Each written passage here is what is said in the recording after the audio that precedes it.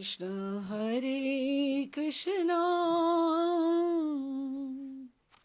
कृष्ण कृष्ण हरे हरे हरे राम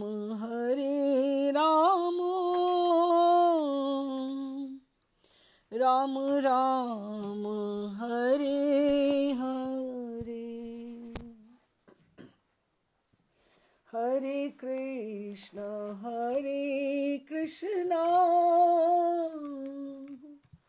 कृष्ण कृष्ण हरे हरे हरे राम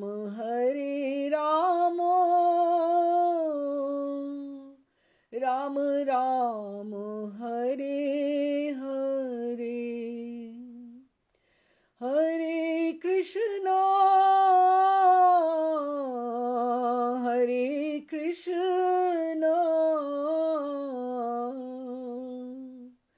कृष्ण कृष्ण हरे हरे हरे राम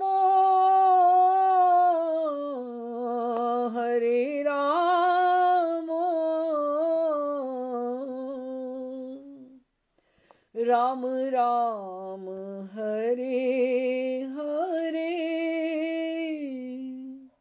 हरे कृष्ण कृष्ण कृष्ण हरे हरे हरे राम राम राम हरे हरे श्री कृष्ण चैतन्य प्रभु नित्यानंद श्री अद्वैत गदाधर शिवासादि गौर भक्त वृंद श्री रूप सनातन भट्ट रघुनाथ श्री जीव गोपाल भट्ट दास रघुनाथ एही छे गोसाई कौरी चरण वंदन यहाँ हैते विघ्नाष्टे अभीष्ट पुरन अभीष्ट पुरन।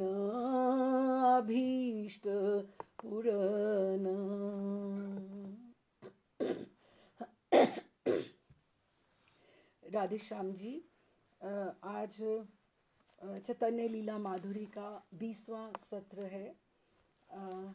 तो हम धीरे धीरे पढ़ते हम लोग महाप्रभु की नवदीप, गौर हरि की नवदीप की जो लीलाएं हैं उसके बारे में समझते हुए आगे ठाकुर जी का औद्धत्य, उनकी चंचलता, उनके लिए सबकी प्रार्थना कि वो भक्त बने, वैष्णव बने। तो फिर गए बंगाल यात्रा के पश्चात, और अब जब गया से उनकी दीक्षा हो गई, उन्होंने जब ठाकुर जी के, विष्णु जी के चरण कमलों के चिन्हों के दर्शन किए तो उनमें अभूतपूर्व एकदम से परिवर्तन आया, जिस करके वो चाहते थे कि वो वहीं से वृंदावन के लिए निकल जाएं। लेकिन एक आकाशवाणी हुई कि आप वैसे तो स्वयं अपनी इच्छा के अनुरूप आप जहां भी जाना चाहे जा सकते हैं, लेकिन अभी आपका समय वृंदावन जाने का नहीं आया है, तो अभी आपको कुछ वर्ष वहां पे वास करना है। 20 वर्ष के ठाकुर जी हुए, जब ब्याह हुआ तो 4 वर्ष ठाकुर जी, गौर हरि ठाकुर जी, मैं निकलता इस तरह से क्योंकि गौर हरि ठाकुर जी, तो 4 वर्ष वो रहे वहां पर। 2 साल उन्होंने गया की यात्रा से पहले जो विष्णु प्रिया जी को अच्छा एक गृहस्थ का सुख दिया, और उसके पश्चात 2 वर्ष जो उनके अभी के, क्योंकि हम 2 वर्ष पार कर चुके हैं, तो ठाकुर जी अभी गौरहरी 22 वर्ष के हैं, तो 24 की वर्ष में उनका आगे और आगे जैसे बढ़ेगा।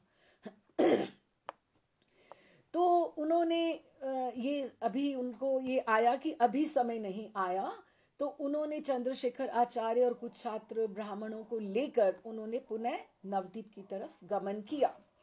तो नवदीप में गमन करते हुए मार्ग में ईश्वरपुरी का जन्म स्थान कुमारहट पड़ा, गांव पड़ा कुमारहट। तो उस ग्राम को निमाई पंडित ने दूर से ही प्रणाम किया और उसकी चरण धूलि स्वयं अपने वस्त्र में बांधते हुए साथियों से कहा, ये गांव हमारे गुरुदेव का है, मेरे गुरुदेव का है, अवश्य इसकी में उनकी चरण रज अवश्य पड़ी होगी।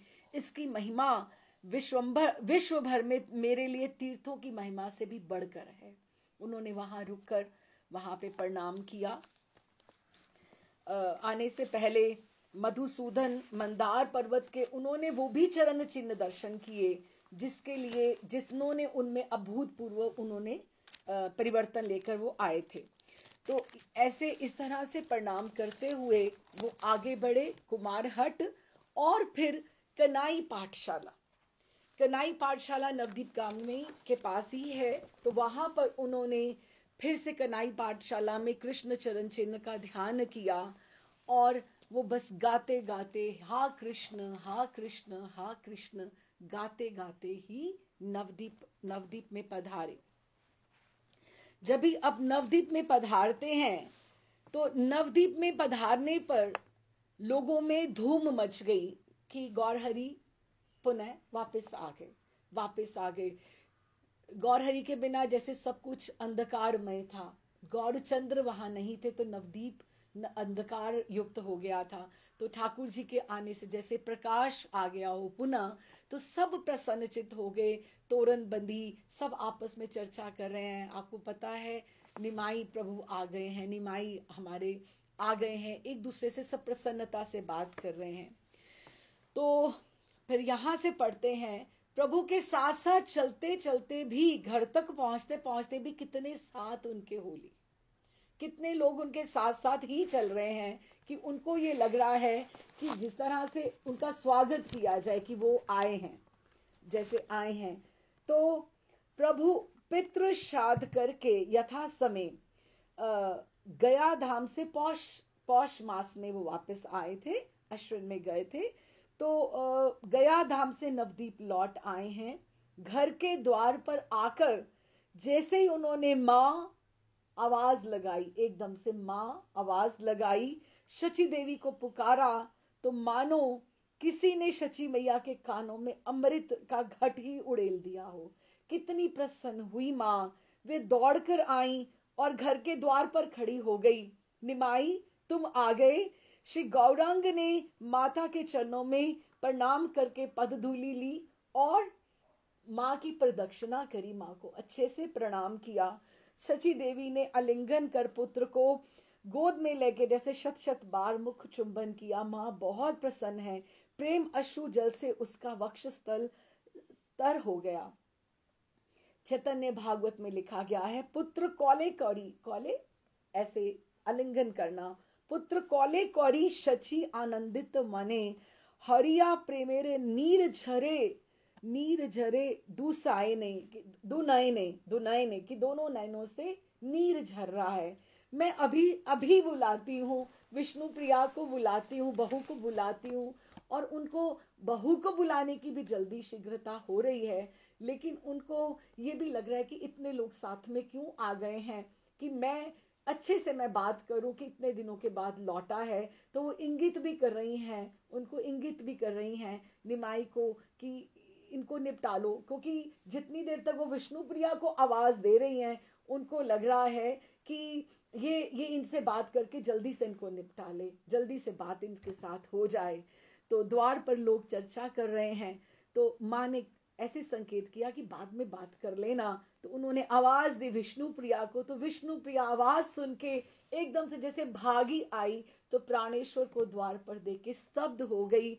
शीतल अश्रुओं से उन्होंने, अश्रुधारा से उसका मुख कमल उनका अभिषिक्त हुआ और प्रभु को जैसे उन्होंने प्रणाम किया चरणों में, और जब चरणों में तो एकदम से उठ ही नहीं पाई। प्रभु ने स्वयं उठाया विष्णु प्रिया को और बोला, संभालो प्रिय, संभालो अपने आप को संभालो। लेकिन वो मुस्कुराए नहीं।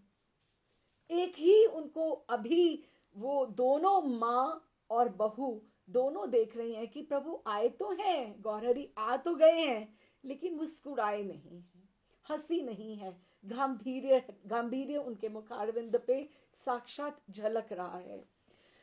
तो प्रभु के आनंद आगमन की बात सुनकर सनातन मिश्र, जो विष्णु प्रिया जी के पिताजी हैं, उनके यहाँ भी पता लगा। तो वो अगले दिन आएंगे, वो अलग बात है, लेकिन उनके घर में भी आनंद की लहर, की पुत्री के घर जैसे सुख शांति हो तो माँ बाप को अच्छा लगता है। तो उनको ने भी गोष्ठी में आनंद की सीमा न रही, और उन्होंने बहुत प्रसन्नता से ब्रह्म भोज खूब दान दिया, क्योंकि उनको भी इस बात की प्रतीक्षा थी कि कब वो आए। श्री विष्णु प्रिया देवी का पितृकुल आनंदित हो गया। चैतन्य भागवत में जैसे जैसे आते हैं प्यार, मैं पढ़ती जाती हूँ। लक्ष्मी रे जनक कुले आनंद उठिले, पति मुख देखिया लक्ष्मी रे दुख गेल, कि दुख उनका जैसे दूर हो गया। श्रीमती जी के विष्णु प्रिया के हृदय में आनंद की तरंगे उठने लगी। उस तरंग से देवी के सारे अंग प्रफुल्लित हो उठे, वे मानो सुख के समुद्र में डूबने लगी।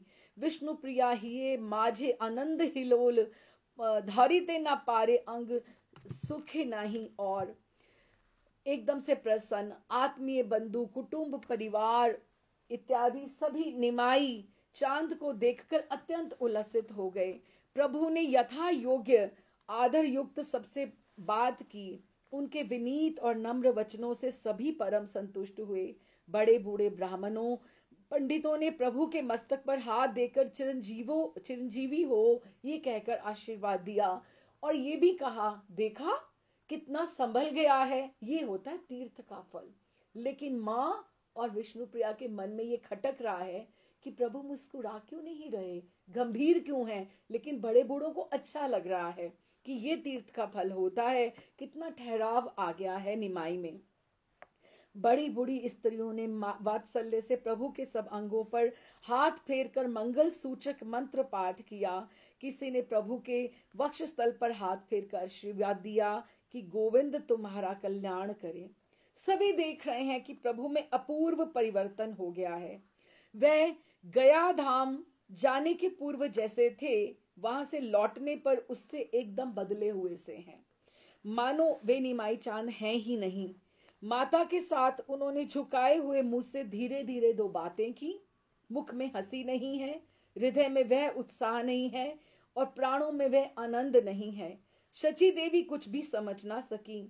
सोचा कि पुत्र थका हुआ है, दूर देश गया था, नाना प्रकार के शारीरिक और मानसिक कष्ट हुए होंगे, पैदल ही तो तीर्थ भ्रमण करना पड़ता है। बच्चे का शरीर बहुत क्लांत हो गया है, इसीलिए उसके मन में आनंद नहीं है, मुख पर हंसी नहीं है।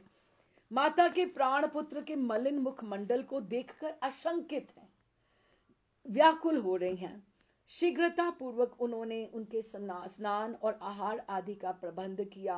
भोजन करने के बाद प्रभु कुछ अंतरंग भक्तों को लेकर गया धाम की कहानी वर्णन करने लगे। जब भी प्रसाद के लिए बैठने लगे तो विष्णु प्रिया जी ने बोला, माँ आपने इनमें कुछ परिवर्तन देखा क्या? प्रभु हंसते क्यों नहीं हैं? प्रभु बात क्यों नहीं कर रहे? उनकी दृष्टि में भेद है, उनकी दृष्टि में भेद है।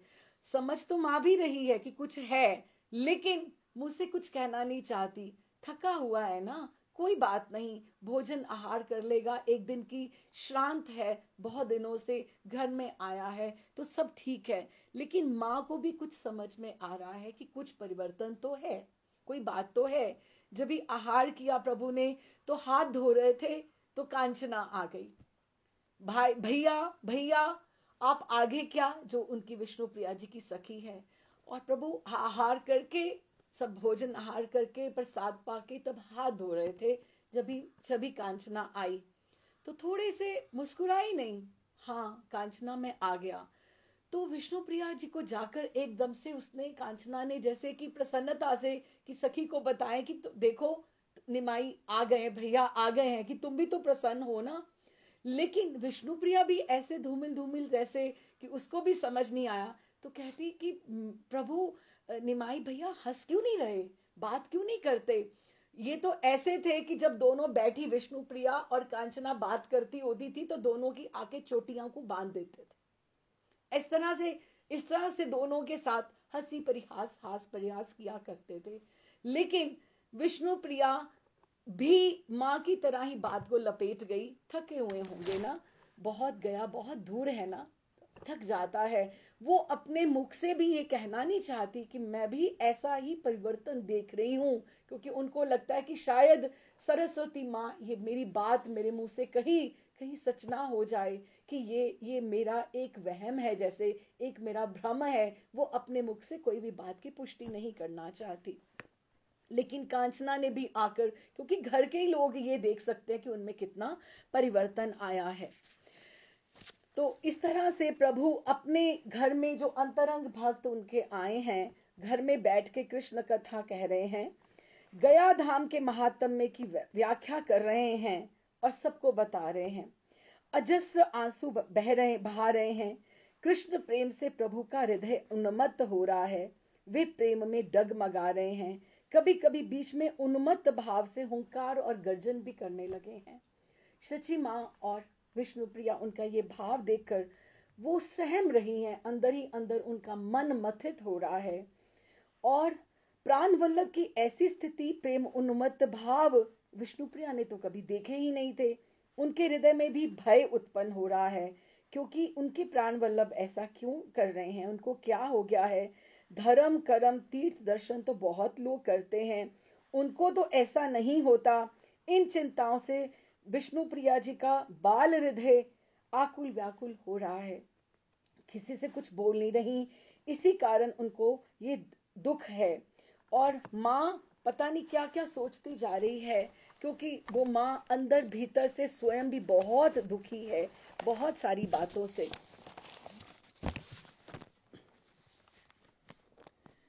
तो उन्होंने जब थोड़े थोड़े जैसे लोग मिलने उनको आए, उस समय उन्होंने बलपूर्वक अपने आप को संभालते किसी का आशीर्वाद लिया, किसी को पुचकार करके विदा किया।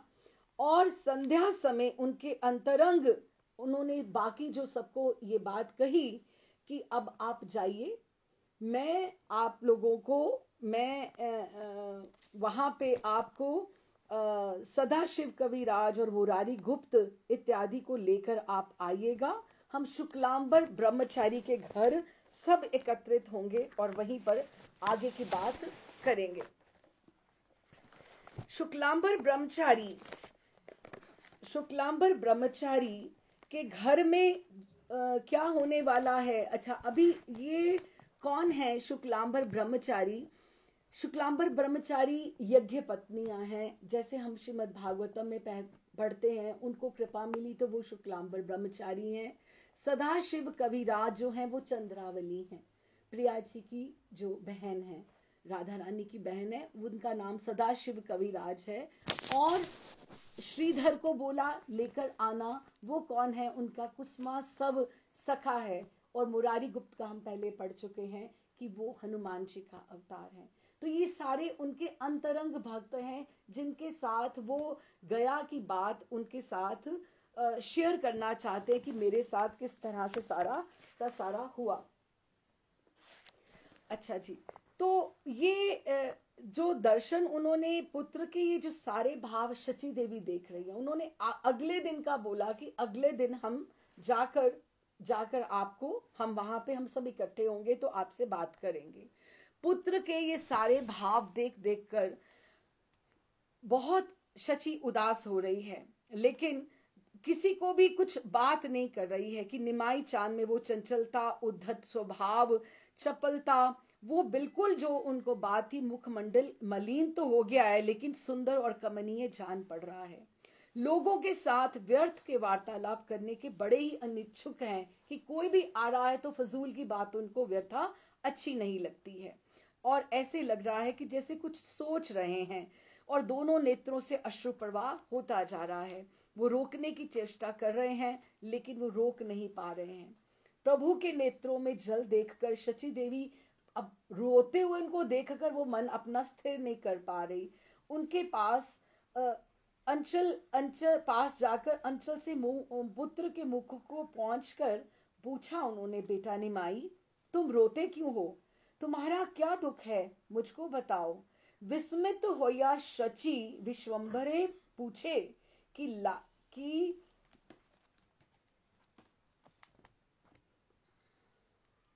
की लागी काना सा बाप दुख तुम्हारे किसे, कि तुम्हें ऐसा कौन सा दुख आ गया है जिसके कारण तुम इतना दुखी हो। प्रभु ने कोई उत्तर नहीं दिया। कृष्ण प्रेम के आनंद में विहल होकर रुदन करने लगे और प्रेमानुत भाव से व्याकुल होकर कहने लगे, जे प्रभु आछिल अति परम गंभीर, ते प्रभु होइला प्रेमे परम अस्थिर। श्रीमती विष्णु प्रिया इस तरह का भाव देखकर बहुत व्यथित है कि इतने दिनों के बाद स्वामी घर आए हैं, लेकिन हृदय खोलकर 2 घड़ी उनसे हृदय की बात करूंगी, हृदय की बात सुनूंगी। कितनी ही बातें उन्होंने मन में रखी हैं, कितनी आशाएं हृदय में पोषण कर रखी हैं, लेकिन है तो वो बालिका, लेकिन उनके मन में बड़ा दुख है, हृदय में बड़ी चोट है, लेकिन भीतर की बात उनको कुछ समझ में नहीं आ रही है। मन ही मन सोच रही हैं ये कौन रोग हो गया है। तो उन्होंने माँ से बोला आप पूछिए, नहीं तो हम कुछ वैद्य को बुलाकर कुछ औषधि की व्यवस्था करें, इनको कोई रोग हो गया है क्या। तो शची देवी बालिका पुत्र वधु की बात सुनकर रो पड़ी और अपने मन के भाव को छिपाकर उस समय विष्णु प्रिया के चिबुक पर हाथ देकर प्यार करती हुई बोली, विष्णु प्रिय चिंता ना करो, वत्स के सारे रोग नारायण ठीक कर देंगे, कल ही हम नारायण जी की पूजा रखेंगे तो सब ठीक हो जाएगा। आज तुम भली भांति पूजा का आयोजन करो, रात्रि बीत जाने दो, पुरोहित जी जब सब उच्चारण करेंगे, पूजा होगी तो सब कुछ ठीक हो जाएगा। फिर भी माँ उनको पूछती है कि पुत्र तुम्हें क्या हुआ है, तुम्हें क्या हुआ है। तो निमाई कहते हैं, माँ मुझे प्रेम हो गया है। तो एकदम से माँ उनके अधरों के ऊपर एकदम उंगली रखती है, ऐसी कैसे बात करते हो। विष्णु प्रिया बहू पास में खड़ी है, वो सुन रही है। तो कहते हैं कि माँ ये प्रेम ऐसा है जिसके लिए कोई तैयारी नहीं करनी पड़ती, ये घट जाता है, ये घटना है कि किसी को प्रेम हो गया। तुम सुनो तो सही। जब मैंने फिर उन्होंने बैठ के माँ को बताया कि जब माँ मैं विष्णु मंदार मधुसूदन के वहां पे पर्वत पर जब ठाकुर जी के चरणों का मैं दर्शन कर रहा था तो वो चरण चिन्ह साक्षात मेरे सामने प्रकट हो गए। और जब सब प्रशंसा कर रहे थे कि ये वही चरण हैं जिनको शिव जी अपने हृदय में धारण करते हैं, जहां से भागीरथी प्रकट हुई है, मुनि सब लोग इसका संत ध्यान करते हैं, तो मुझे ऐसे लगा कि ठाकुर जी है। तो मुझे बस उसी समय से मुझे भगवान कृष्ण से प्रेम हो गया है। तो वो भी एकदम से पीछे देख रही है कि ढलक ढलक ढलक ढलक विष्णु प्रिया के आंसू बह रहे हैं कि धर्म कर्म तो हमने देखा है, लेकिन ऐसा नहीं है, नारायण सब ठीक करेंगे। तो वो बस मन को अपना समझाकर रात्रि जैसे तैसे उन्होंने करी। तो नारायण भगवान की वो पूजा की तैयारियों में व्यस्त हो गई सुबह से। और इधर से ठाकुर जी तैयारी कर रहे हैं शुक्लांबर ब्रह्मचारी के घर में जाने की, कि अपने वो सखाओं से वो सारी की सारी बातें कि वहां कैसे कैसे क्या क्या घटित हुआ वो सब बताना चाहते हैं। तो प्रभु अपना वहां पर जाते हैं, जब भी वहां पर जाते हैं सबके साथ मिलके, तो नवदीप में तो रास्ते में ही चर्चा होनी प्रारंभ हो गई है कि हंसते हंसते सब लोग जैसे सबको मिलते हुए प्रभु चला करते थे, ऐसी तो बात ही नहीं हो रही है। कि गया में जाकर निमाई पंडित की तो काया पलट ही हो गया है कि कभी वो कृष्ण प्रेम में विहल होकर रोते हैं, कभी गाते हैं, कभी हंसते हैं, कभी कभी जोरों से नृत्य भी करने लगते हैं। उनमें महान परिवर्तन आ गया है। किसी को स्वप्न में भी ऐसी आशा नहीं थी कि प्रभु में इतना अधिक एकदम से परिवर्तन आ जाएगा, कि साथ ही इतना पलटा खा जाएंगे। परम प्रसन्नता पूर्वक प्रकट करते हुए उनके जो बंधु बांधव हैं उनके जो अपने जो सखा हैं, जो वैष्णव थे पहले, और वो जो चाहते थे, क्योंकि वो अद्वैताचार्य जी को, श्रीवास जी को वो जाकर बताया करते थे कि उन्होंने ये छेड़ा, उन्होंने ये करा, उन्होंने ये करा, और वो सब इस आशा में थे कि उनमें ये बदलाव कैसे आएगा। वो बहुत प्रसन्न है। तो उन्होंने आगे आगे आकर उन्होंने सदाशिव के घर, जब भी शुक्लांबर ब्रह्मचारी के घर, जब वहां पे उन्होंने पूछा, उन्होंने जब कहा कि हम वहां पे बात करेंगे, तो वो वहां गए। तो गदाधर, गदाधर अभी क्या है, पंच तत्व में प्रिया जी हैं, श्री जी हैं। तो वो गदाधर को उन्होंने नहीं कहा था कि तुम भी आना, लेकिन वो जब शुक्लांबर ब्रह्मचारी के घर उन्होंने सोचा कि मैं छिपकर ये बदलाव देखूंगा, मैं ये छिपकर देखूंगा कि ये वाकई ये बातें सच्ची हैं या मैं ऐसे ही सुन रहा हूं। उनके मन में अभी भी संदेह था। तो उन्होंने निश्चय किया कि मैं शुक्लांबर ब्रह्मचारी के घर में छिपकर सब बातें सुनूंगा, कि देखूं तो सही उन्हें वाकई कृष्ण प्रेम उनमें उत्पन्न हुआ है कि नहीं। ये सोचकर वे दूसरे दिन, जैसे अभी बता रहे हैं, शुक्लांबर ब्रह्मचारी के घर में जाकर छिपे। तो सदाशिव पंडित, मुरारी गुप्त, नीलांबर चक्रवर्ती, श्रीमान पंडित और सभी मुख्य मुख्य गणमान्य भद्र पुरुष प्रभु की यात्रा का समाचार सुनने और शुक्लांबर ब्रह्मचारी के घर स्थान पर गंगा तीर पर आकर सब एकत्रित हो गए, क्योंकि सबको पता है कि वहां पे वो वार्ता गया की सुनाने वाले हैं। थोड़ी देर में प्रभु भी आ पहुंचे। आते ही उन्होंने वही राग अलापना आरंभ कर दिया। कहने लगे, भैया श्री कृष्ण से मुझे मिला दो, मेरा प्यारा कृष्ण, मेरे प्रियतम कहाँ चले गए, हाय रे मेरा दुर्भाग्य, मेरा श्री कृष्ण मुझसे बिछड़ गया, मुझे बिलकता ही छोड़ गए। इतना कहते कहते वो कभी रोएं और कभी हंसें, कभी मूर्छित से हो जाएं। इनकी ऐसी दशा देखकर भीतर घर में छिपे हुए गदाधर भी प्रेम में विहल होकर एकदम से उनको लगा कि तो वाकई ही इनमें इतना परिवर्तन आ गया है। तो वो एकदम से मूर्छित होने लगे, लेकिन प्रकृतिस्थ हुए। तो किंतु भारी वेदना के कारण वो अंदर बैठे रोने लगे। और इसके रुदन को देखकर वहां जितने भी मनुष्य बैठे थे, कि जब उन्होंने निमाई प्रभु को रोने लगे तो सब अश्रुपात सबका होने लगा कि इतना बदलाव, और सब एकदम क्रंदन की ध्वनि सब में शुक्लांबर ब्रह्मचारी के घर में होने लगी। सब दर्शनार्थी आकर खड़े हो गए और शुक्लांबर का घर में से कोलाहल पूर्ण हो गया। कुछ काल के अनंतर फिर प्रभु स्थिर हुए। उन्होंने कुछ कुछ बाहरी ज्ञान जब हुआ, स्थिर होने पर प्रभु ने शुक्लांबर से पूछा, ब्रह्मचारी जी, आपके घर के भीतर से किसके रोने की आवाज आ रही है? आपके भीतर घर में कौन है? प्रेम के साथ ब्रह्मचारी जी ने कहा, आपका ही गदाधर है, वो छिपा बैठा है, आपका ही सखा है।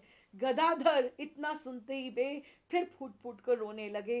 रोते रोते कहने लगे, गदाधर गदाधर, और गदाधर बाहर आए।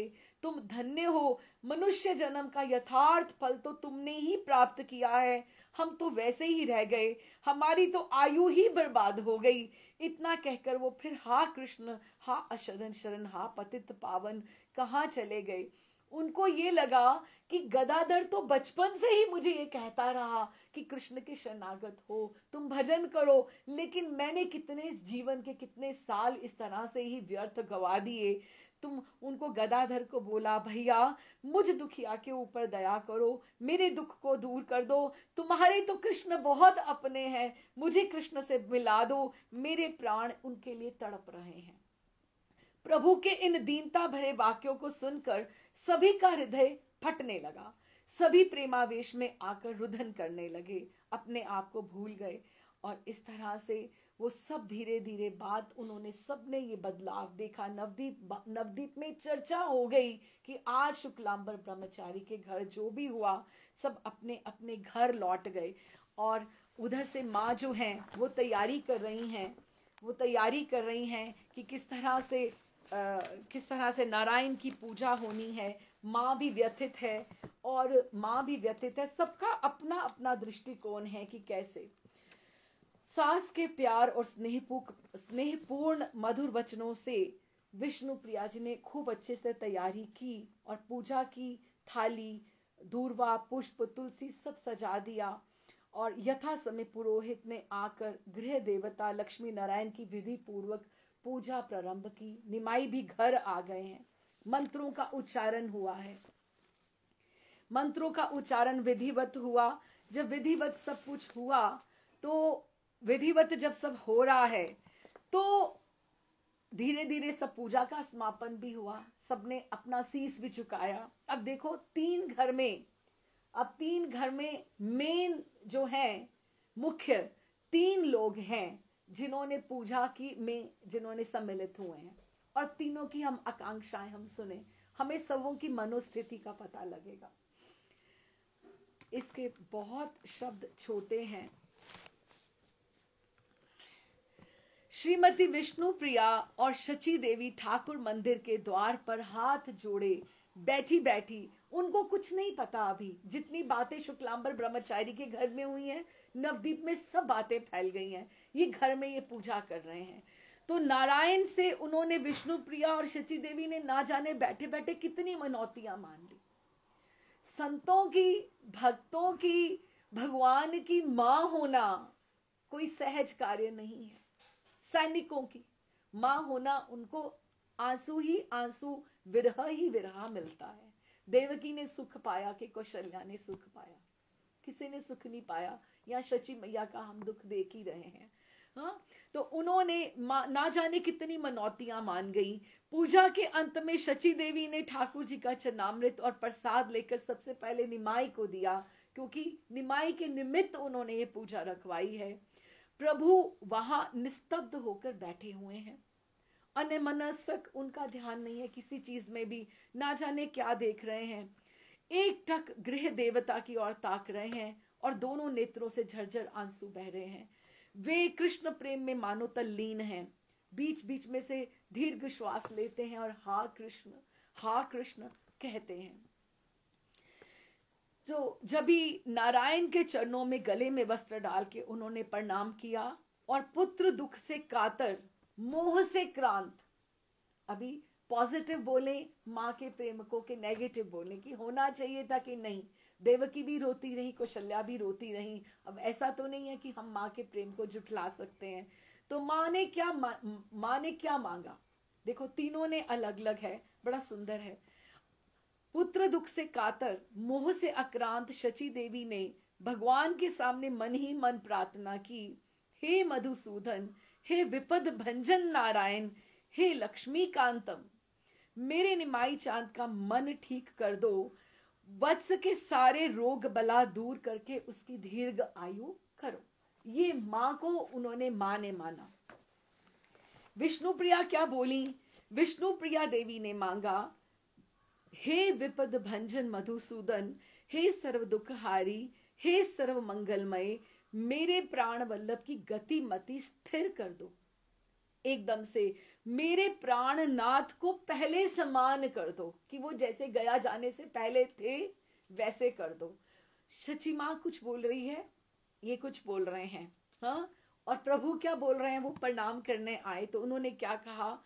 साष्टांग नारायण को प्रणाम करते मन ही मन कहते हैं, हे दीन बंधु, हे राधा कांत। राधा कांत ही उनके ठाकुर रहे गंभीरा में भी, वहां पे भी वही रहे। काशी मिश्र जी का जो गंभीरा स्थान था प्रताप रुद्र के गुरु का, वहां के ठाकुर का नाम भी राधा कांत ही है।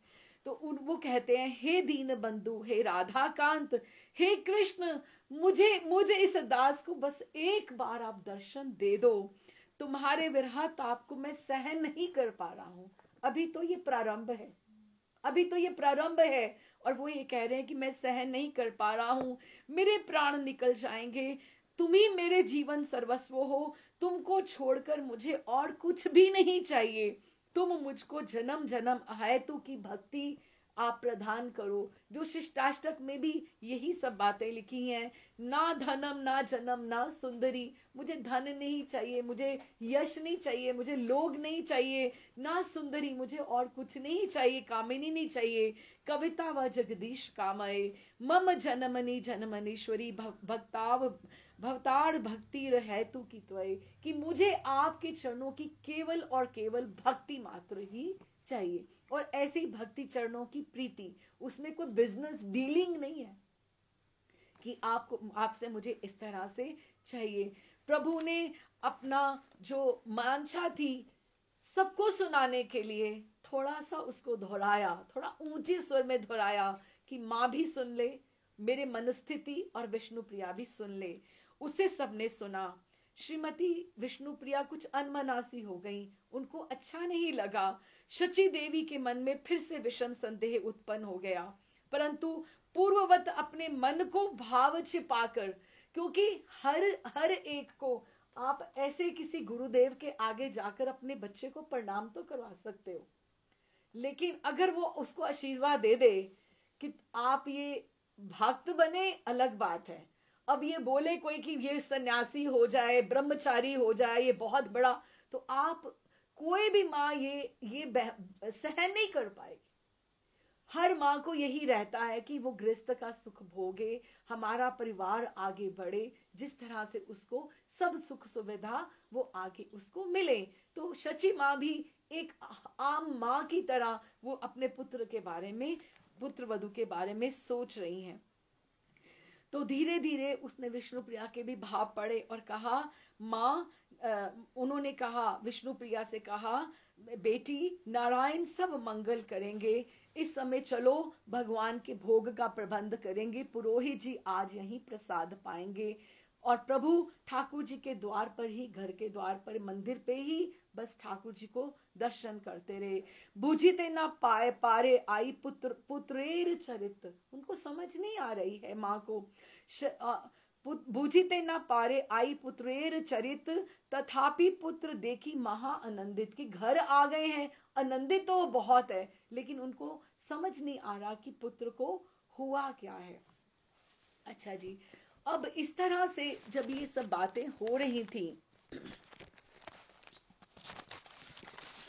तो सुबह हुई, वो रात्रि भी गई। तो रात्रि में जब ही श्रीवास पंडित के घर में, अगर हमने आप में से कोई नवदीप धाम में गया हो तो श्रीवास आंगन बहुत बड़ा और सुंदर है।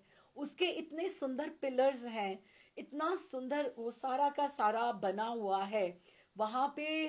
तो पता नहीं ठाकुर जी के नवदीप धाम के कितने कितने पार्षदों के विग्रह हैं एक ही स्थान के ऊपर।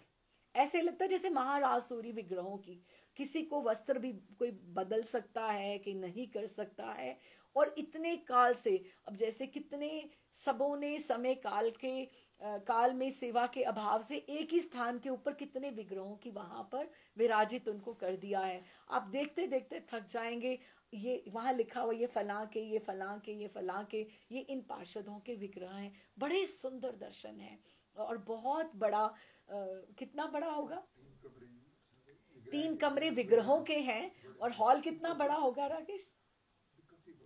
काफी बड़ा है। और पिलर्स हैं जिस तरह से प्राचीन, उसमें से जैसे वहां पर सुगंध आती है कि ये प्राचीन है, प्राचीन है। हमें बहुत सौभाग्य मिला शिष्य भूति कृष्ण महाराज जी के साथ।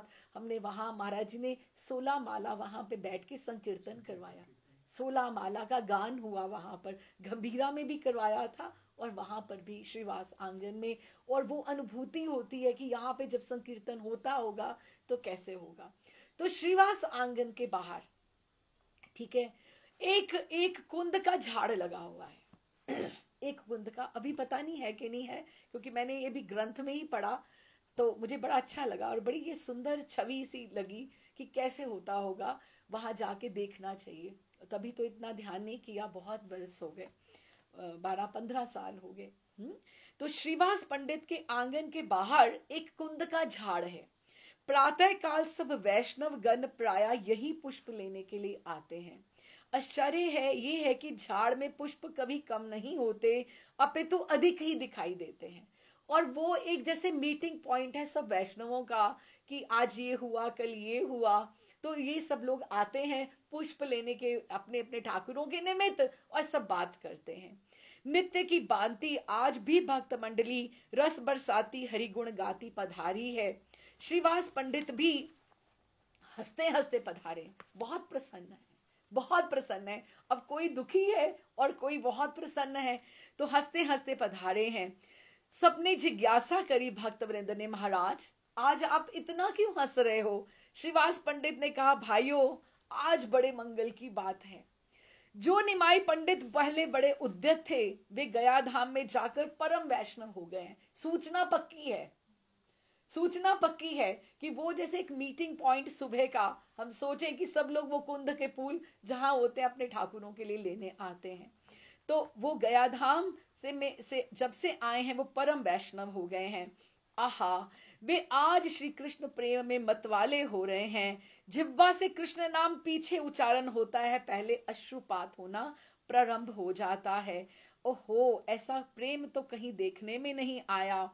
हाँ, सर्व मनोरथ दाता श्री भगवान ने हमारी चित्त अभिलाषा पूर्ण कर दी है कि हम ये जो चाहते थे बरसों से, अभी आप देखो ना, बहुत बार हम इसको थोड़ा सा हम इस दृष्टांत से भी समझ सकते हैं कि आपका कोई बहुत अपना हो, तो आप चाहते हो कि उसमें सब गुण हैं, उसमें सब बहन भाई हो, कोई मित्र हो, घर में ही कोई हो, तो उसमें सब गुण हो लेकिन भक्ति नहीं हो।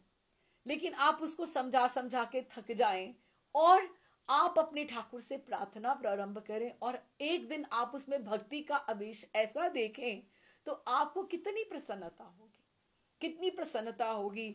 तो उन्होंने कहा, सर्व मनोरथ दाता, कि हम यही तो चाहते थे, श्री भगवान ने हमारी अभिलाषा आज पूर्ण कर दी। अच्छा, सभी वैष्णव अब जो रहे सहे थे, जिन्होंने नहीं सुना था नवदीप धाम में, और ये बात फैल गई, बड़े प्रसन्न हुए। श्रीवास ने कहा, भाइयों कृष्ण ने हम सबका गोत्र बढ़ा दिया है, हमारी मंडली बढ़ गई है, हमारे भक्त बढ़ गए हैं। कि उनको सबको यही लगता था कि गौरहरि में, निमाई में सब गुण हैं, सब गुण हैं, लेकिन इस शास्त्र की व्यर्थ चर्चा और इसमें कितना ये समय बर्बाद करता है, इसमें भक्ति नहीं है। उनको अब ये लगा जैसे ये हमारे दल में आ गए हैं, तो उन्होंने कहा ये हमारा गोत्र बढ़ गया है।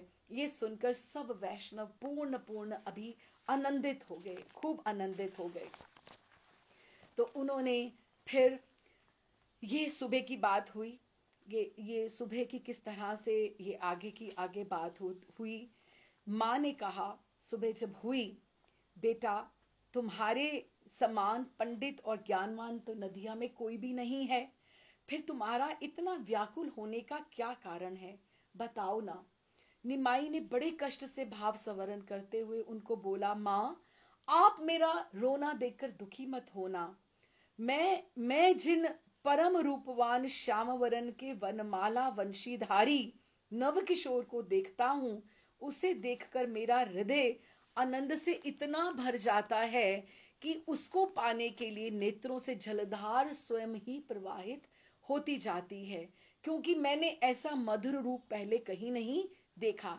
वही रूप मेरे हृदय में बार बार जागकर आनंद अश्रु विसर्जन करा रहा है। निमाई श्री कृष्ण रूप का वर्णन करते जाते हैं और शची माँ और विष्णुप्रिया दोनों ने जैसे कानों के ऊपर, उन्होंने वो सुनना नहीं चाहती कि इतना वो दोनों मोह में हैं कि उनको ये सब बातें अच्छी नहीं लग रही। वही बात है ना कि भक्त की, संतों की, आचार्यों की माँ होना कोई सहज बात नहीं है, और वो उन्हें संभालने की चेष्टा करते हैं, तो उनको उनको उनको समझाने का प्रयास करते हैं, लेकिन उनको बाहरी ज्ञान बिल्कुल भी नहीं है, बस हा कृष्ण रुदन करते रहते हैं। तो उन्होंने उनकी अवस्था देखकर उनका उनका हृदय विदीर्ण हो गया, हृदय विदीर्ण हो रहा है।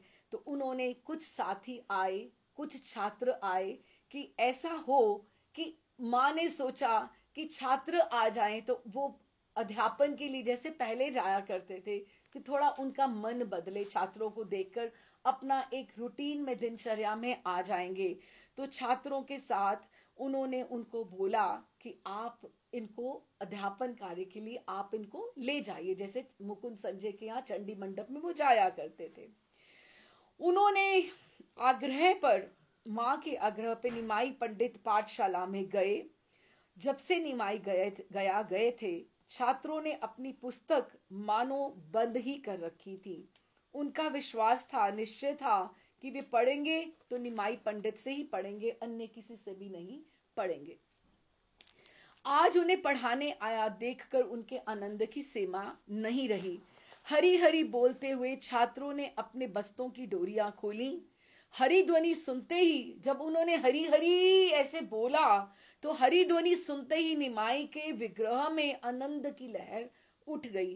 वह बोले, वाह कैसा मधुर नाम, कैसा मधुर नाम, ये बस नाम ही जीवन का सार है, चारों वेदों का सार है।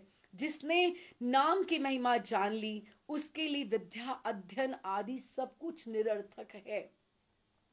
इस प्रकार अविष्ट होकर वे नाम की महिमा और मनुष्य जीवन के उद्देश्य के संबंध में बहुत कुछ बात कर गए। उन्होंने पढ़ाने की तो बात कुछ क्या करनी थी, कृष्ण नाम के ऊपर ही वो बात करते रहे। पर पढ़ाने का मन न होने के कारण थोड़ी देर चुप रहकर कहा, आज मंगलाचरण के रूप में इतना ही, कल से नियमित पाठ प्रारंभ होगा। अब हम चलते हैं, गंगा स्नान को चलें। और छात्रों को लेकर वह गंगा स्नान को गए।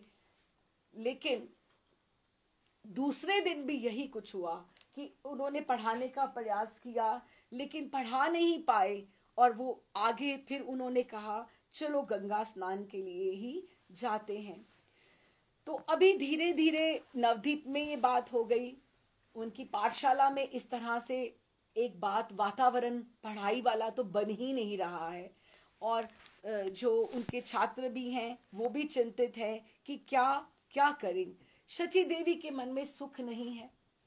शची देवी बार बार उनको प्रयास करती हैं कि बहू को आगे भेजें, कि उनके परसने के लिए, जैसे प्रसाद के लिए तुम बहू ये लेकर आना, वो लेकर आना, कि लेकिन वो प्रभु उनकी तरफ एक बार भी आंख उठाकर देखते ही नहीं है। उनका मन और शुद्ध हो जाता है। तो उनके भी, विष्णु प्रिया के मुख पर भी हंसी नहीं है, हृदय में आनंद नहीं है। शची देवी भी चिंतित है क्योंकि वो बार बार प्रयास करती हैं कि वो बहू आगे आए उनकी, लेकिन वो बहू की पायल की आवाज सुन के भी वो एकदम से अटक जाते हैं। उनको लगता है कि जैसे कोई निकुंज लीला की कोई उनको स्मृति हो आती है। पायल की, नूपुरों की आवाज से भी उनका ध्यान भंग होता है। इस तरह से जब से निमाई चांद ने श्रीपाद ईश्वरपुरी से गया धाम में से मंत्र ग्रहण किया है, सबके तब से उनके मन में वैराग्य भाव उत्पन्न हो गया है। तब से प्रभु उन्मादित हो गए हैं। शची देवी बड़े दुख से बीच बीच में कहती है, गया धामे ईश्वरपुरी के वह मंत्र दिल से होइते निमाई हमारा पागल होइल, कि एकदम से उनमें इतना बदलाव आ गया है। प्रभु के मुख पर हरि नाम कृष्ण नाम के अतिरिक्त कुछ भी नहीं आता है और प्रभु केवल क्रंदन करते हैं। शची माँ पुत्र वधु को बार बार श्रृंगार करके उनको बोलती है, जाओ तुम साड़ी बदल लो, तुम अच्छे से केश विन्यास कर लो, तुम अच्छे से तुम रहो, तुम पुत्र आने वाला है। जिस तरह से बहाने बहाने से वो चाहती है कि पुत्र को मेरे गृहस्थ का सुख मिले, कि वो बहू के दुख से भी दुखित है और वो पुत्र के दुख से भी दुखित है। उनका वो ऐसे करती हैं जिससे पुत्र का मन संसार में आकृष्ट हो, लेकिन प्रभु देखकर भी ही नहीं देख रहे हैं। उनको कुछ, उनका ध्यान ही कहीं अनमन्यसक से कुछ एकदम से ध्यान ही बटा हुआ है। तो इस तरह से शंकित होते प्रभु को रात्रि में नींद भी नहीं आती है। कभी उठते हैं, कभी बैठते हैं, मानो एक महान उत्कंठा से, झंझावात के आघात से उनका मन अलोड़ित हो रहा है। चैतन्य भागवत में एकदम से जैसे श्लोक आते हैं, प्यार आते हैं कि रात्रि में प्रभु ऐसे ही उठ के कौथा कृष्ण बोले अनुक्षण, कि कहाँ है कृष्ण, कहाँ है कृष्ण। इस तरह से उनमें बात आती है। रात्रि निद्रा ना ही जाने प्रभु कृष्ण रसे, विरह ना पाए स्वास्थ्य उठे पड़े वसे, कि प्रभु के कृष्ण रस में रात को नींद नहीं आती, कृष्ण विरह में चैन नहीं। कभी उठते हैं, कभी बैठते हैं, कभी लेटते हैं। इस तरह से उनका ये चल रहा है। नवदीप में कुछ लोगों में प्रसन्नता है, कुछ लोग ऐसे उसको पाखंड ही समझ रहे हैं, लेकिन जो भक्त मंडली है वो प्रभु के बदलाव से बहुत प्रसन्न है। तो एक दिन क्या हुआ कि प्रभु गंगा स्नान करके घर लौटे। गंगा जी जब स्नान करने गए तो प्रभु के दर्शन करके गंगा जैसे नृत्य कर उठी है। बहुत बरसों के बाद उनको लगा है कि तरंग के बहाने से बार बार अवरत होके जैसे वो ठाकुर जी की परिक्रमा करती हैं। ठाकुर जी में वो आवेश है कि वो जैसे उनका प्रच्छन्न अवतार है, उनमें वो चरण कमलों को रक्त वर्ण के उनको आदर पूर्वक धोती हैं, और गंगा जी में वो जैसे उतरते हैं चारों ओर से उनको जैसे अलक्षित रूप से तरंगों के बहाने से जैसे उनके ऊपर वो छींटा दे देकर क्रीड़ा करती हैं। और गंगा घाट पर जिनमें जितने लोग स्नान कर रहे होते हैं वो एक टक मुख चंद्र को, गौर चंद्र के मुख को दर्शन करते हैं कि प्रभु किस तरह से स्नान कर रहे हैं, लेकिन उनमें उतना औद्धत्य, उतना चंचलता कहीं भी नहीं है, सब शांति में। प्रभु गंगा स्नान करके घर लौटे। यथाविधि दैनिक पूजा उन्होंने समाप्त करके भोजन के लिए बैठे। सारी व्यवस्था उनके मनो अनुकूल हुई है कि प्रभु को क्या अच्छा लगता है, सब कुछ उनके लिए। और सब माँ को भी पता है और बहू को भी पता है, लेकिन सब लीला, सब सब लीलामय की लीला है। कौशली के कौशल जाल में सभी फंसे हैं और महाचक्री के चक्र में पड़ के, ये महाचक्र है, ये सारा का सारा इतना बड़ा परिवर्तन ये महाचक्र है, उसके चक्र में पड़ के शची देवी और श्रीमती जी व्याकुल हैं, त्रस्त हैं। प्रभु भोजन करने बैठे हैं। जगन माता शची देवी पुत्र के सामने बैठी। ये बहुत बड़ा सुंदर एक है, ये अगर आप देख पाए तो ये पिक्चर है इस तरह से यहाँ पर कि माँ के सामने, माँ इस तरह से सामने बैठी हैं और विष्णु प्रिया दरवाजे पे आड़ पे बैठी हैं कि जो जो चाहिए होगा वो उस तरह उसको परसती जाएंगी प्रभु के लिए। तो उन्होंने सोचा कि मैं सबको तो संभाल लूंगा, सबको तो मैं संभाल लूंगा, नवदीप में संकीर्तन भी होना है, श्रीवास सबके साथ मुझे करना है, लेकिन घर में ऐसी स्थिति को छोड़कर कैसे मैं जाऊंगा। तो उन्होंने सोचा कि मैं माँ को और विष्णु प्रिया को कुछ उपदेश देता हूं। इस तरह से उन्होंने सबसे पहले घर को ही संभालने का प्रयास किया। जगन माता शची देवी पुत्र के सामने बैठी हैं। श्रीमती जी गृह के भीतर से छिपकर पति देव के वहां से दर्शन कर रही हैं। ये बड़ा बहुत इंपॉर्टेंट सीन है जो हमें सिर्फ एक आध ग्रंथ में ही मिलता है, सब जगह नहीं है। लेकिन ये ऐसा ही है जैसे कपिल भगवान का देवहूति के साथ संवाद है, और ये किसी भी साधक के लिए, किसी भी भक्त के लिए ये बहुत ही आवश्यक ये पूरे के पूरे उपदेश है। अच्छा जी, कैसे बोला उन्होंने, पुत्र का मन कुछ ठीक देखकर जब उसने प्रसाद पाना प्रारंभ किया, देवी ने पुत्र से पूछा, बेटा निमाई, आज अध्यापन में कौन सी पुस्तक पढ़ी, किससे विवाद करके आए हो? जैसे संसारिक बातों की बात उन्होंने करने का प्रयास किया। माए बोले, आजी बापू की पूथी पढ़ीला, कहार सहित किवा कंधल करीला। किसके साथ तुम लड़ाई झगड़ा करके आए हो, विवाद किसके साथ करके आए हो? प्रभु मन में जननी को लक्ष्य करके आज कुछ सोच के बैठे हैं, तत्व की बातें करने की इच्छा है उनकी। जननी का दुख और गृहिणी की मनोवेदना सबको वो अनुभव कर रहे हैं, लेकिन कुछ कह नहीं पा रहे हैं। जीव के दुख के निवारण करने के लिए प्रभु का अवतार हुआ है। अगर माँ ऐसे कष्ट में रहेगी, प्रिया ऐसे कष्ट में रहेगी तो कैसे चलेगा? जननी और गृहिणी के दुख को निवारण करने के उपाय बतलाने के लिए आज प्रभु ने सोचा कि कृष्ण मैं कथा कहूं। कपिल देव के समान वे जननी को आज उपदेश देने लगे, देवहूति मां को जैसे उन्होंने दिया था शची देवी का दुख दूर करने के लिए। कपिले रे भावे प्रभु मायाए शिखाए, सुनी से ही वाक्य शची आनंदे मिलाए, कि उनको कैसे आनंद बोले। जननी के प्रश्न का उत्तर उन्होंने पूछा, आज किससे विवाद किया, कौन सी आज पोथी पढ़ी, और प्रभु क्या जवाब देते हैं? क्योंकि उन्होंने तो वहां पर तो क्या पढ़ाया है, कृष्ण नाम ही तो पढ़ाया है ना, कुछ कहा ही नहीं। प्रभु बोले आज पढ़िलाम कृष्ण नाम, आज हम कृष्ण नाम की चर्चा करके आए हैं, क्योंकि सत्य कृष्ण चरण कमल गुण धाम, सत्य कृष्ण नाम गुण श्रवण कीर्तन, सत्य कृष्ण चंद्रेर सेवक जे जन, से शास्त्र सत्य कृष्ण भक्ति कहे जाए, अन्यथा होइले शास्त्र पंडित पांडित्य पलाए। कि सारे पांडित्य सारी विद्या वृथा है, व्यर्थ है, जिसमें कृष्ण नाम भक्ति का उसमें संयोग नहीं है। 6 पंक्तियों में हर पंक्ति में कृष्ण नाम कृष्ण गुण की बात कही गई है। तो उन्होंने किस तरह से उनको बताया, श्री भगवान कपिल देव ने जैसे जननी देवहूति को जैसे व्याख्या की थी, प्रभु उस तरह से व्याख्या प्रारंभ करने लगे। और इस तरह से वो उन्होंने बात की भगवत, जिस उन्होंने पहले कहा कि जिस शास्त्र में, वो शास्त्र ही नहीं है जिसमें कृष्ण नाम की चर्चा नहीं है, या उनका प्रभुत्व स्थापित नहीं किया गया है, उस शास्त्र को श्रवण भी नहीं करना चाहिए। प्रभु हरि भक्ति की बात कहते कहते एकदम से उत्तेजित होकर सब बातें कहने लगी। क्या कहा, साथ साथ में थोड़े थोड़े प्यार पढ़ते हैं, साथ साथ में उसका कि चैतन्य भागवत में कैसे लिखा। चांडाल चांडाल नहे यदि कृष्ण बोले, विप्र नाहे विप्र यदि असत पथे चले।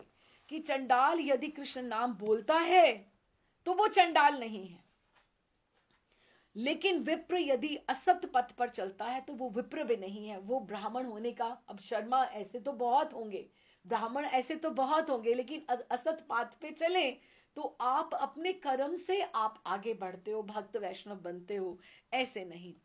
तो उन्होंने कहा कृष्ण भक्ति और कृष्ण दास का प्रभाव कैसा होता है, इस बात को प्रभु ने माता को अति विशुद्ध भाव से समझाया। और जैसे चैतन्य भागवत में लिखा है, शुण शुण शुण माता कृष्णेर भक्तिर प्रभाव, सर्वे भावे कर माता कृष्ण अनुराग। आप भी कृष्ण में अनुराग करो माता, क्योंकि हे माता श्री कृष्ण सेवक का कभी भी नाश नहीं होता है, कृष्ण के दास को देखकर काल चक्र भी डरता है। अच्छा, फिर उन्होंने बताया कि गर्भवासे जब जब शरीर हमें मिलता है, जब हम माता के गर्भ में आते हैं, गर्भवासे जत दुखे जन्मे व मरणे, कृष्णेर सेवक माता किछुई ना जाने। गर्भवास में, जन्म में और मरण में जितना दुख है माता, कृष्ण के सेवक को वो दुख नहीं व्यापता है, उसको ये दुख अनुभव नहीं होता है। क्यों? क्योंकि श्री कृष्ण जगत के पिता हैं, और जो पिता को नहीं भजता है उस पितृदोही नारकी को जन्म जन्म में कष्ट की प्राप्ति होती है। हालांकि जैसे अब बोला जाता है कि देखो, एक सिंपल सा एग्जाम्पल है, जो मनुष्य है वो कर्म योनि है। हम कर्म करके अपना प्रारब्ध भी बना रहे हैं और अपना लिखा हुआ काट भी रहे हैं, ठीक है ना, काट भी रहे हैं। लेकिन अगर हम अच्छा नहीं कर रहे हैं तो हम आगे नहीं बढ़ रहे हैं ना, हम आगे प्रोग्रेस उन्नति नहीं कर रहे हैं। लेकिन ये जो शूकर कुकर, ये जो पशु पक्षी, ये कर्म योनि नहीं है, इनमें ये कर्म नहीं कर रहे हैं, ये केवल अपना प्रारब्ध भोग रहे हैं। लेकिन वो योनि अधिक अच्छी है मनुष्य जीवन से।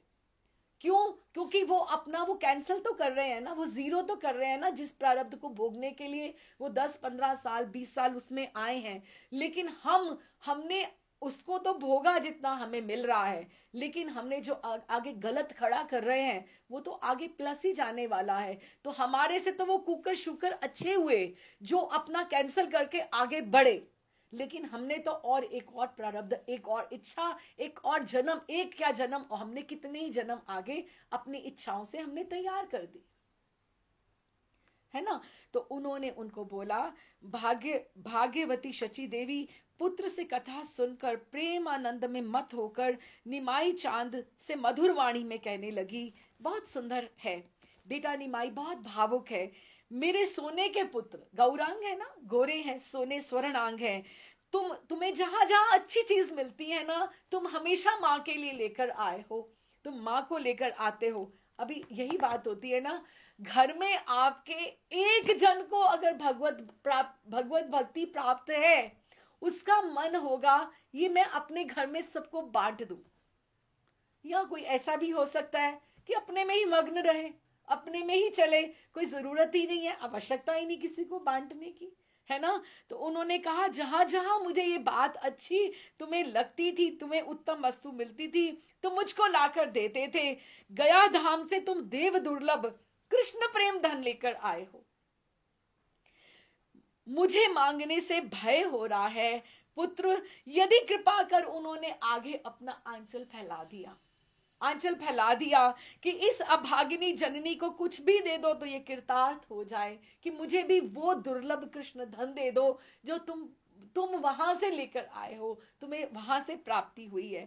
देखो चैतन्य भागवत में, यथा यथा जाओ तुम्ही पायो जेवा धन, कि जहां जहां तुम गए जो जो तुम्हें मिला अच्छा, देवता दुर्लभ वस्तु अमूल्य रतन, मायर करुणा यदि थाके तोर चित्ते, देह कृष्ण प्रेम दन डराई चाहते, कि मैं डर रही हूं कि मैं योग्य हूं इसके, तो मुझे इसको दे दोगे क्या।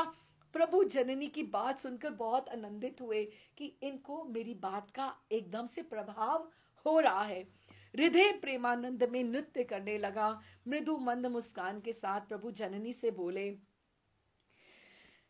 वैष्णव प्रसादे प्रेम पाइबे जे तुमी, निश्चय जानही कथा कहिलाम आमी, वैष्णव कृपा से तुम भगवत प्रेम पाओगी माँ, मैं जो कह रहा हूं इसको तुम निश्चित मानना।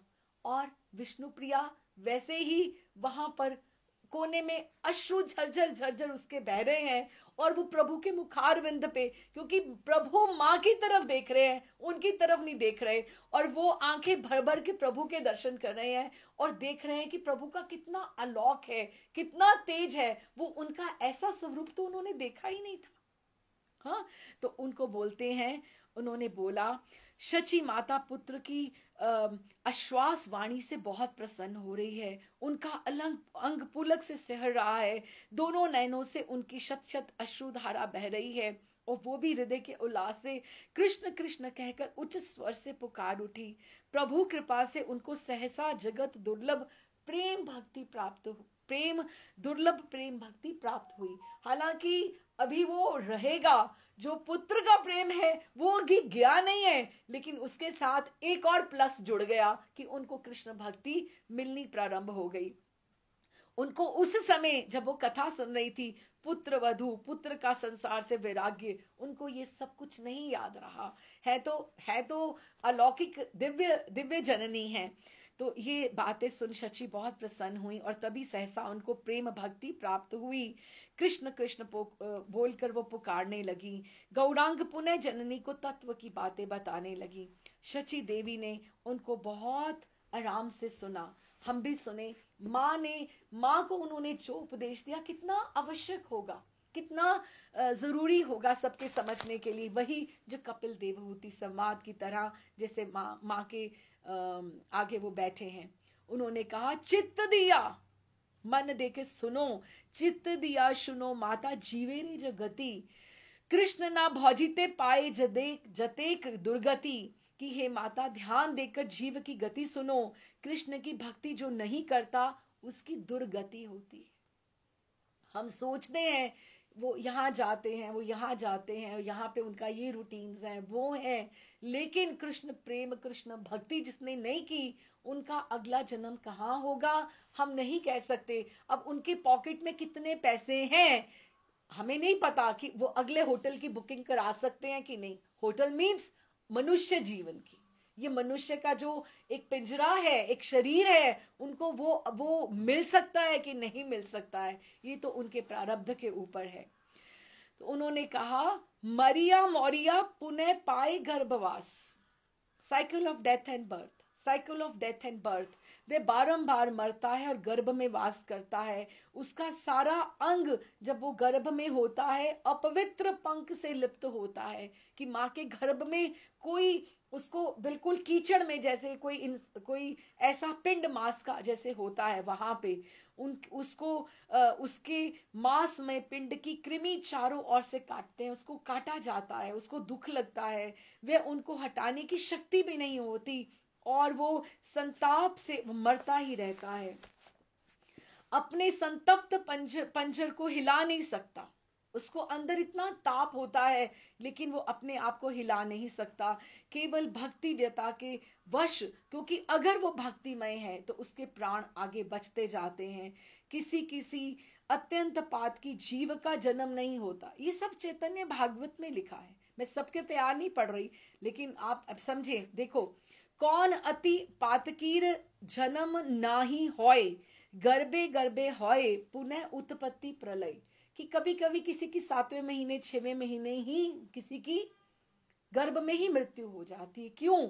क्योंकि वो इतना पातकी होता है कि उसके जीवन में, उसके प्रारब्ध में यही बस कष्ट ही है, वो कष्ट ही है उसमें, उसका जन्म भी नहीं होता और वो गर्भ में ही मर जाता है।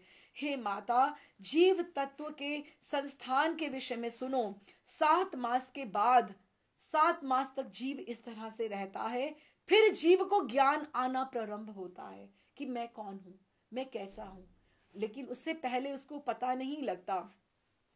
तब उसे अपने कर्मों का स्मरण करके वो पश्चाताप करता है और लंबे सांस ले लेकर कृष्ण की स्तुति करता है। जब माँ को अनुभूति होती है कि धड़कन, स्पंदन चलना प्रारंभ हो गया है। देखो, साफ लिखा है इसमें चैतन्य भागवत में, तखन से समरिया करे अनुताप, कि मैं ये कहाँ आ गया। हाँ, स्तुति करे कृष्णेर छाड़िया घने श्वास, कि उसको एकदम घना श्वास देता है। गर्भस्थ जीव का आत्मज्ञान, फिर उसे पूर्व जन्म, क्योंकि वो उसमें सोल आ गई, उसको पता लगता है कि मैंने पिछले जन्म में क्या कर्म किए थे कि मुझे कहाँ जन्म ये मिलने वाला है। उसको बहुत ज्ञान होता है, इज वेरी इंटेलिजेंट वो जो जीव है। पूर्व जन्म से अपने पापों धाय के लिए उसको बहुत अनुताप होता है उस समय, बहुत। और गर्भावस्था में रहते समय जीव का उसको ईश्वर ज्ञान तथा गर्भ यंत्रणा निवारण करने के लिए कृष्ण की वो आराधना और स्तुति, वो जो 2 मास, 9 मास से 7 और 9 मास में वो केवल और केवल भगवान की स्तुति करता है कि मुझे आप इस जंजाल में से छुड़ाइए, मेरा जैसे ही जन्म होगा मैं आपका भजन करूंगा, आपका भजन करूंगा और मैं पुनः वापस आपके पास लौटना चाहता हूं। ये सारे अति सूक्ष्म तत्व प्रभु ने उत्तम रीति से मां को समझा दिए। गर्भस्थ जीव के द्वारा भगवान की स्तुति की बात सुनकर शची देवी विस्मित हो गई। प्रभु पुनः कहने लगे, ए मत गर्भवासे पौड़े अनुक्षण ताहो भालवासे कृष्ण स्मृति रे कारण। वो भी कृष्ण की स्मृति तब होती है अगर उसके कोई पुण्य हो तो, उसको होते नहीं तो यातना ही यातना होते हैं। इस प्रकार गर्भवास में वो क्षण क्षण जलता रहता है, परंतु कृष्ण स्मृति के कारण उस अवस्था, फिर भी वो चाहता है कि मैं बाहर ना जाऊं, मैं दुनिया में मत जाऊं, माया में मत फंसूं, क्योंकि उसको नजर आता है कि मुझे वहां जाके मेरे को बिल्कुल विस्मृति हो जाएगी। स्तुति प्रार्थना के प्रभाव से गर्भ में वो दुख नहीं पाता। इच्छा ना होने पर भी समय आने पर वो पृथ्वी के ऊपर उसका उस क्षण जन्म हो जाता है। हे माता, शुण शुण माता जीव ततेर संस्थान, भूमि ते पड़ी ते मात्र होय अज्ञान। कि जैसे ही उसका जन्म होता है उसको जीव तत्व का संस्थान सुनो कि उसका ज्ञान प्रभु हर लेते। उसको ये समझ में ही नहीं आता कि मैंने भगवान से एक वचन दिया था कि मैं उनकी स्तुति करूंगा, उनके पास रहूंगा। वो मूर्छित होता है, कभी हंसता है, कभी रोता है, वह दुख के समुद्र में डूबता रहता है, पर वो कह नहीं सकता। जीव कृष्ण का सेवक है, कृष्ण की माया में पड़कर कृष्ण की भक्ति ना करके इस प्रकार का वो दुख भोगता है। कुछ दिनों में समय पाकर बुद्धि और वो ज्ञान को प्राप्त करता है, लेकिन वही बुद्धि वही ज्ञान उसको संसार में और माया में और चक्र में फंसाती जाती है। वो अपना वचन जो प्रभु को देकर आया था उसको पूरी की पूरी विस्मृति हो जाती है।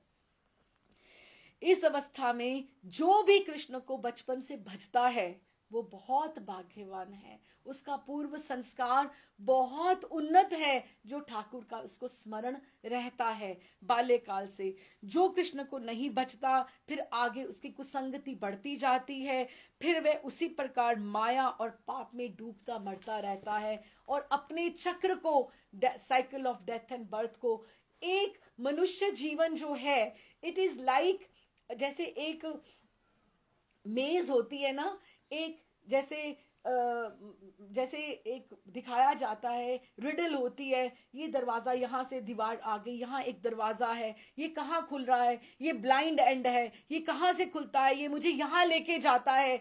ये मनुष्य जीवन भी एक ऐसा स्टेशन है, ऐसा द्वार है जिससे हम निकलकर हम वहां जा सकते हैं गोलोक धाम में। लेकिन अगर if we are missing that opportunity, we are back to that cycle of death and birth, कि अगर हमें इस तरह से नहीं उसका हम लाभ नहीं ले पाते।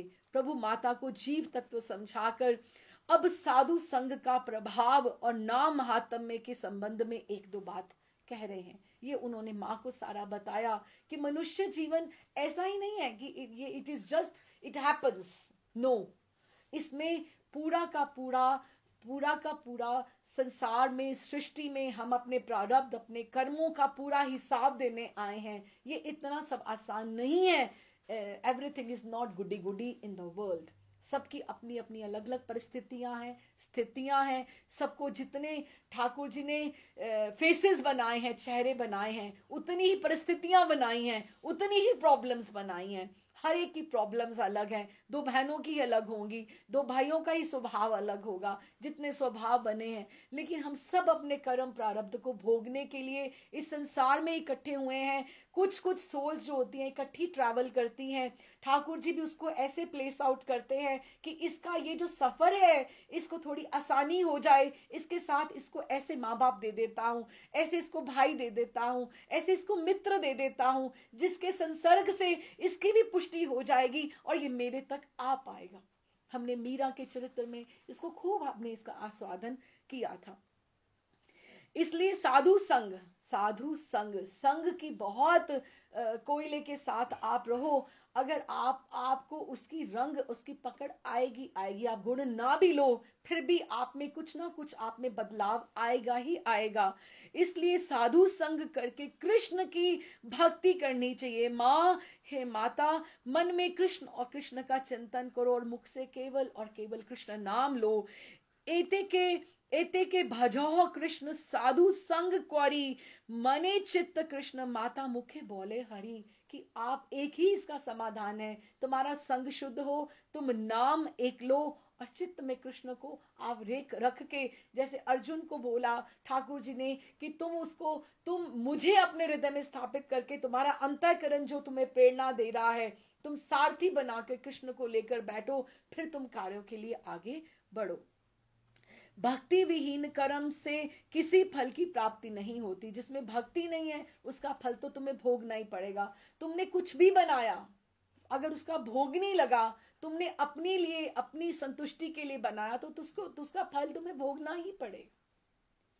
अगर तुमने उसको अर्पण कर दिया, भोग किया, तो फिर वो जब प्रसाद हो गया, तो ये प्रसाद जो है ये उसके आप कर्म बंधन से आप छूट गए। लेकिन अगर आपने वो अर्पित ही नहीं किया आपने, तो उसका कोई लाभ नहीं है। उसके बाद अंत में प्रभु ने श्रीमद् भागवत के निम्नलिखित श्लोक की आवृत्ति करके जननी को भली भांति व्याख्या करके सुनाया।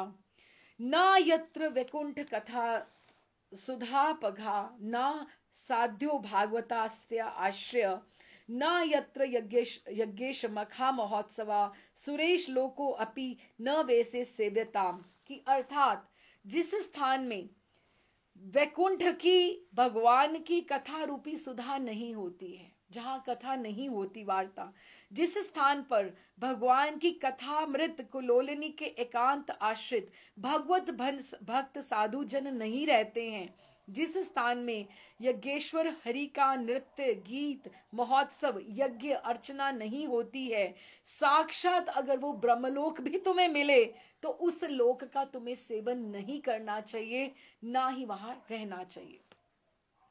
श्री गौरांग ने जननी को उद्देश्य करके श्रीमती जी को भी ये तत्व शिक्षा दी।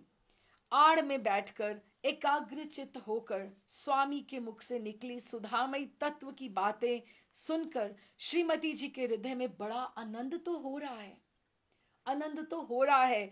प्रभु की मनोकामना सिद्ध हुई। वो यही चाहते थे कि माँ नवदीप धाम को तो वो देख लेंगे, भक्तों को वो देख लेंगे, वो प्रसन्न हैं, वो देख लेंगे, लेकिन घर में मैं कैसे इतना कठोर बन के चला जाऊंगा।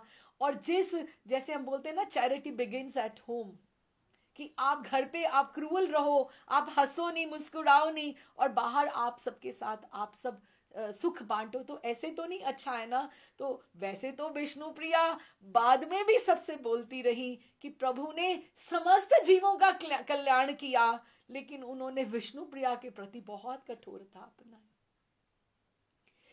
जो नवदीप धाम के नीलाचल के पशु पक्षी को उनके दर्शन का अधिकार था, उनके पत्नी होने के बावजूद भी वो अधिकार विष्णु प्रिया को नहीं था। तो फिर भी, लेकिन इस समय जो ये स्थिति है उसमें उनके हृदय में आनंद हुआ, प्रभु की मनोकामना सिद्ध हुई। ये सारी तत्व की कथा पूरा का पूरा ये जो संवाद चैतन्य भागवत में आता है, जननी और गृहिणी को सुनाने के लिए ही वो सुयोग्य, वो एक ऐसा अवसर खोज रहे थे। पति देवता के मुख से मधुमय कृष्ण कथा श्रीमती जी को बहुत अच्छी लगी। आनंद से वो उत्फुल्ल हुई, सारे दुख भूलकर प्राण वल्लभ के मुख चंद्र की और वो एकटक देख रही हैं, और कोई देख नहीं पा रहा है। विष्णु प्रिया जी देखते हैं उनके पति के सारे अंग परम ज्योतिर्मय हैं, जैसे वो बात कर रहे हैं। प्रशांत, एकदम से शांत मुखमंडल पर दिव्य आभा विकसित हो रही है, दोनों सुंदर नेत्रों से दिव्य ज्योति विकसित हो रही है। ज्योतिर्मय पुरुष रत्न के प्रत्येक अंग से मानो बिजली छूट रही है। उनके अंग की शोभा से ज्योति से पूरा घर आलोकित हो रहा है।